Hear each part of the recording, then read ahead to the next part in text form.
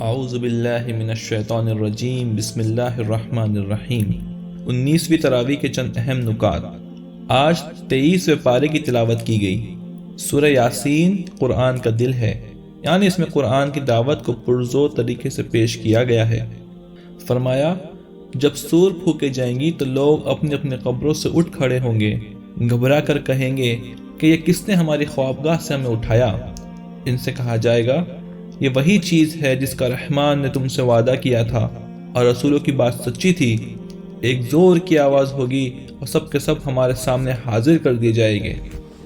آج کسی پر ذرہ برابر ظلم نہ کیا جائے گا، جیسا تم عمل کرتے تھے ویسا ہی بدلہ دیا جائے گا۔ جنتی لوگ مزے میں ہوں گے، وہ اور ان کی بیویاں سایوں میں مسندوں پر تکیہ لگائے ہوں گے۔ ان کے لیے ہر قسم کی لذتیں اور جو کچھ وہ مانگیں گے موجود ہوگا۔ رب رحیم کی طرف سے ان کو سلام کہا جائے گا اور مجرموں سے کہا جائے گا، تم چھٹ کر الگ ہو جاؤ۔ آدم کے بیٹو، کیا میں نے تم کو ہدایت نہ کی تھی کہ شیطان کی بندگی نہ کرو، وہ تمہارا کھلا دشمن ہے، اور میری بندگی کرو، یہ سیدھا راستہ ہے؟ مگر اس کے باوجود شیطان نے تم میں سے بہت سے کو گمراہ کیا۔ کیا تم عقل نہیں رکھتے؟ یہ وہ جہنم ہے جس سے تم کو ڈرایا جاتا تھا، اب اس میں چلے جاؤ کہ تم انکار کرتے تھے۔ آج ہم ان کے منہ پر مہر لگا دیں گے تو ان کے ہاتھ بولیں گے، پاؤں گواہی دیں گے کہ یہ دنیا میں کیا کچھ کرتے تھے۔ اللہ کے رسول صلی اللہ علیہ وسلم کو عجیب انداز میں تسلی دی گئی کہ لوگ آپ صلی اللہ علیہ وسلم کی مخالفت میں جو کچھ کہہ رہے ہیں اس کا غم نہ کیجیے۔ جو لوگ اللہ پر بختیاں کسنے سے باز نہیں آتے، اگر وہ آپ صلی اللہ علیہ وسلم کا مذاق اڑائیں تو یہ کوئی تعجب کی بات نہیں، ان کا معاملہ اللہ پر چھوڑ دیجیے۔ فرمایا، کیا انسان نے غور نہیں کیا کہ ہم نے اس کو پانی کی ایک بوند سے پیدا کیا تو وہ ایک کھلا ہوا دشمن بن کر اٹھ کھڑا ہوا اور اپنی پیدائش کو بھول گیا۔ وہ کہتا ہے، بھلا ہڈیوں کو کون زندہ کر سکتا ہے جبکہ وہ بوسیدہ ہو جائیں گی؟ کہہ دیجئے، ان کو وہی زندہ کرے گا جس نے ان کو پہلی مرتبہ کیا تھا۔ وہی ہے جس نے تمہارے لیے سرسبز درخت سے آگ پیدا کر دی اور تم اس سے آگ جلا لیتے ہو، یعنی تم سرسبز درخت سے 2 شاخیں لیتے ہو اور ان کو آپس میں رگڑ کر آگ جلا لیتے ہو۔ خدا کے لیے راکھ اور مٹی کے اندر سے زندگی نمودار کرتے کیا دیر لگتی ہے؟ اس کا معاملہ تو بس یوں ہے کہ جب وہ کسی بات کا ارادہ کرتا ہے تو وہ کہتا ہے کہ ہو جا، اور وہ ہو جاتی ہے۔ بس پاک ہے وہ ذات جس کے ہاتھ میں ہر چیز کا اختیار ہے، اسی کی طرف تم لوٹائے جاؤ گے۔ سورہ صافات میں کفار مکہ کو بتایا گیا ہے کہ جس نبی صلی اللہ علیہ وسلم کی تم مخالفت کر رہے ہو وہ عنقریب تم پر غالب آ جائے گے اور تم اللہ کے لشکر کو خود اپنے صحن میں اترتا ہوا دیکھ لو گے۔ بس اے نبی صلی اللہ علیہ وسلم، ذرا کچھ مدت تک انہیں ان کے حال پر چھوڑ دیجئے اور دیکھتے رہیے، عنقریب یہ بھی خوب دیکھ لیں گے۔ حضرت اسماعیل علیہ السلام کی بے مثال قربانی کا ذکر ہے جب حضرت ابراہیم علیہ السلام نے دعا کی کہ اے میرے پروردگار، مجھے ایک نیک بیٹا عطا فرما۔ پھر ہم نے ایک صابر بیٹے کی بشارت دی۔ وہ لڑکا جب بڑا ہوا تو ایک روز ابراہیم علیہ السلام نے کہا کہ بیٹا، میں نے خواب میں دیکھا کہ میں تمہیں ذبح کر رہا ہوں، بیٹا تمہارا کیا خیال ہے؟ انہوں نے کہا، ابا جان، جو کچھ آپ کو حکم دیا جا رہا ہے اسے کر ڈالیے، انشاءاللہ آپ مجھے صابروں میں سے پائیں گے۔ آخر کو جب ان دونوں نے سر تسلیم خم کر لیا اور ابراہیم علیہ السلام نے بیٹے کو ماتھے کے بل گرا دیا تاکہ ذبح کرے، ہم نے اسے ندا دی، کہا، اے ابراہیم، تو نے خواب سچ کر دکھایا، ہم نیکی کرنے والوں کو ایسی ہی جزا دیتے ہیں۔ یقیناً یہ ایک کھلی آزمائش تھی اور ہم نے ایک بڑی قربانی فدیے میں دے کر اس بچے کو چھڑا لیا اور بعد کے لوگوں میں اسے جاری کر دیا۔ سلامتی ہو ابراہیم پر، ہم نیکی کرنے والوں کو ایسا ہی بدلہ دیتے ہیں، یقیناً وہ ہمارے مومن بندوں میں سے تھا۔ اس سورے میں اللہ تعالیٰ نے حضرت یونس علیہ السلام کو تذکرہ فرمایا کہ جب وہ اللہ کے حکم کا انتظار کیے بغیر بستی چھوڑ کر چلے گئے تو اللہ تعالیٰ ان سے ناراض ہوا۔ راستے میں وہ کشتی میں سوار ہوئے اور زیادہ افراد کی وجہ سے وہ ڈگمگانے لگی، چنانچہ قرآن دازی کی گئی کہ کسے کشتی سے اترنا ہوگا۔ قرآن دازی کے بعد حضرت یونس علیہ السلام کا نام نکلا اور وہ سمندر میں اتار دیے گئے۔ پھر مچھلی نے انہیں نگل لیا۔ انہیں اپنے قصور کا احساس ہوا تو انہوں نے اللہ تعالیٰ سے تسبیح پڑھ کر معافی مانگی کہ لا الہ الا انت سبحانک انی کنت من الظالمین۔ اگر یونس علیہ السلام مچھلی کے پیٹ میں استغفار نہ کرتے تو قیامت تک مچھلی کے پیٹ میں پڑے رہتے۔ آخر کار مچھلی نے انہیں ایک چٹیل زمین پر پھینک دیا اور وہیں اپنے قدرت سے اللہ نے ایک بیلدار درخت اگا دیا جس کا پھل انہوں نے کھایا۔ پھر وہ اپنے قوم کی طرف آئے، انہیں اسلام کی دعوت دی، وہ سب مسلمان ہوئے۔ آپ ایک عرصے تک رہے۔ پاک ہے آپ کا رب، عزت کا مالک، ان تمام باتوں سے جو یہ بتا رہے ہیں، اور سلام رسولوں پر، اور ساری تعریف اللہ رب العالمین کے لیے ہے۔ سورہ صاد کی ابتدا اس تبصرے سے ہوتی ہے جو اللہ نے قریش مکہ کی ان باتوں پر کیا جب وہ آپ صلی اللہ علیہ وسلم کی رسالت، توحید اور دین کی دعوت کے جواب میں بطور مہم آبادی میں کہتے پھرتے تھے۔ فرمایا، انہوں نے تعجب کا اظہار کیا، انہی میں سے ایک بشر کیسے ڈرانے والا بن گیا؟ یہ تو جادوگر ہے، نعوذ باللہ، اس نے تو سارے معبودوں کو ایک بنا ڈالا۔ یہ تو بڑی عجیب بات ہے، یقیناً یہ بات کسی اور غرض سے، یعنی اپنی بادشاہت قائم کرنے کے لیے کہی جا رہی ہے، اور خدا کو نبی بھیجنا ہی تھا تو بڑے بڑے مالدار سرداروں میں سے کسی کو بھیجنا تھا۔ اللہ نے جواب دیا کہ یہ ساری باتیں اس لیے کر رہے ہیں کہ انہوں نے ابھی میرے عذاب کا مزہ نہیں چکھا۔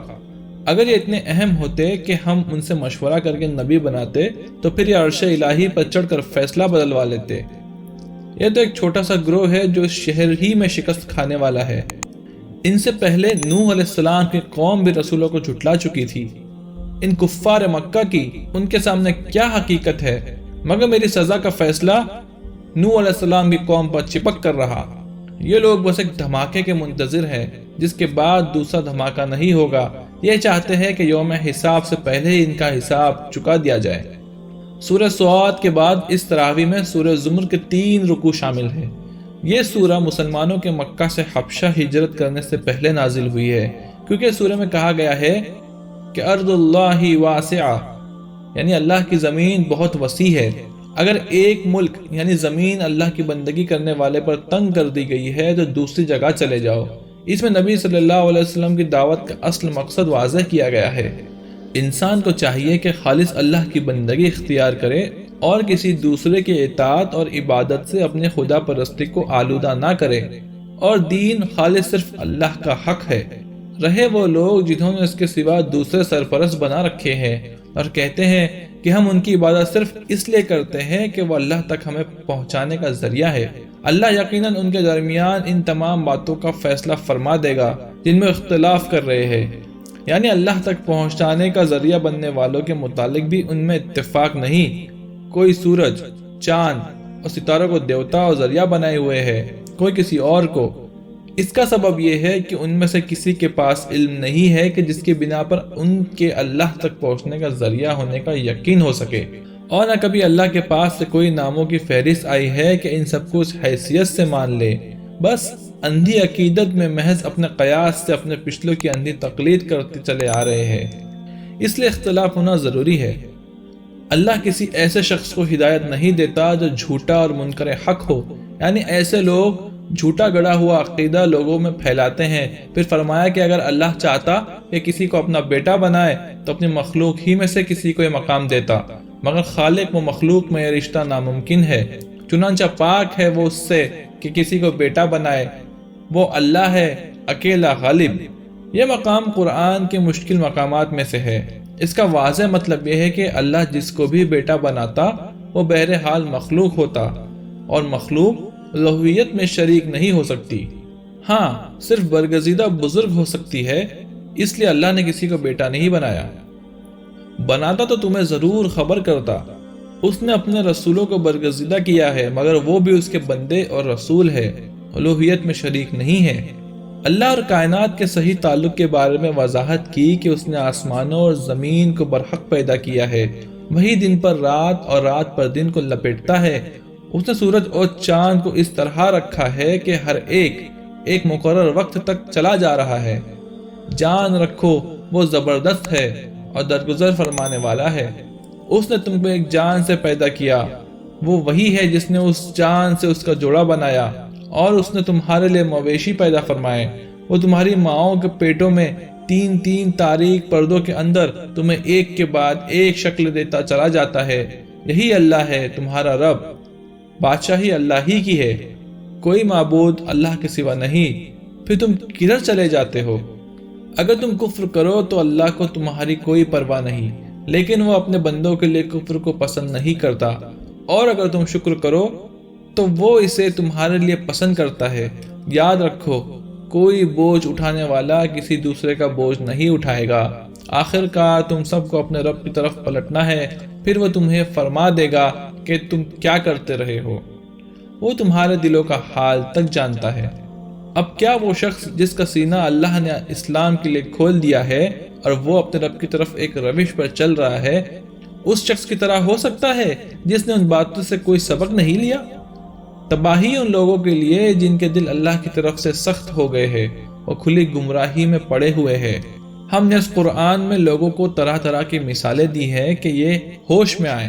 ایسا قرآن جو عربی زبان میں ہے، جس میں کوئی کجی نہیں ہے، تاکہ وہ برے انجام سے بچیں۔ اللہ ایک مثال دیتا ہے کہ ایک شخص تو وہ ہے جس کے بہت سے بد مزاج آقا ہو اور ہر ایک اس کو اپنی طرف کھینچ رہا ہو کہ وہ اس کی خدمت کرے، اور سب ایک دوسرے کے خلاف حکم جاری کرتے ہو، اور جسے خدمت کرنے یا حکم ماننے میں وہ کوتاہی کرے، وہی اسے ڈانٹے پھٹکارنے لگے اور سزا دینے پر تل جائے۔ اس کے برخلاف وہ شخص ہے جس کا صرف ایک ہی آقا ہو اور اسے بس ایک ہی کی خدمت کرنی اور اس کو راضی کرنا ہو۔ کیا ان دونوں کا حال برابر ہو سکتا ہے؟ سوچو، کون امن و چین میں رہے گا، ایک کا غلام یا بہت سے آقاؤں کا غلام؟ اے نبی صلی اللہ علیہ وسلم، آپ کو بھی اللہ کے سامنے جانا ہے اور ان لوگوں کو بھی وہیں پہنچنا ہے۔ آخر کار قیامت کے دن سب اپنے رب کے حضور اپنا اپنا مقدمہ پیش کریں گے۔ یہاں 19ویں تراویح کا بیان ختم ہوا۔ اللہ تعالی ہم سب کو قرآن پڑھنے، اس کو سمجھنے اور اس پر عمل کرنے کی توفیق عطا فرمائے۔